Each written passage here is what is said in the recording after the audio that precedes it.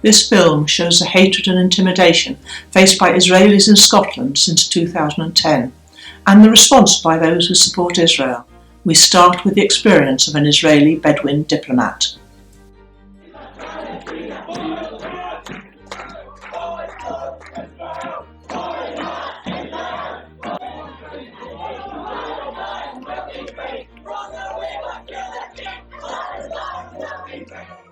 But that chant, from the river to the sea, Palestine will be free, implies the destruction of Israel, the only democratic country in the Middle East, and the only Jewish state in the world, one that gives full rights to minorities, such as Bedouins like Ishmael Khaldi. Then, in 2014, Israeli theatre company Incubator were prevented from performing at their booked venue at the Edinburgh Festival. The haters were targeting anything Israeli, and they were being allowed to get away with their bullying tactics, singling out the only Jewish majority in the world.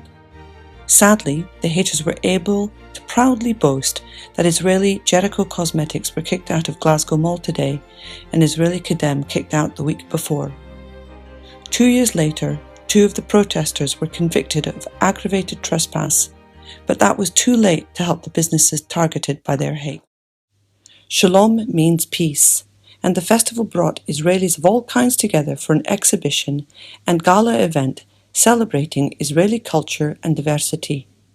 But the haters tried to block us from holding the festival and then mounted a hate-filled protest outside our venue. We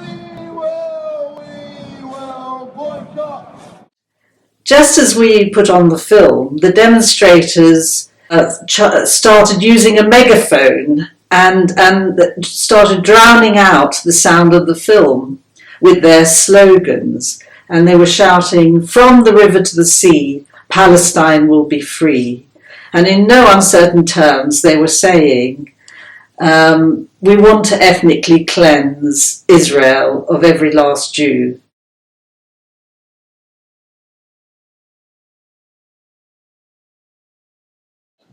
One reason why we have had such a smaller protest is that we've got the support of all 3 party political leaders in Scotland. They understand what we're about, they are buying into it and showing that they're conscious of the message that we have, and they are commanded by it as well as being committed to it, namely that peaceful coexistence has to be the way forward. Israel is a multicultural and a multi-ethnic country.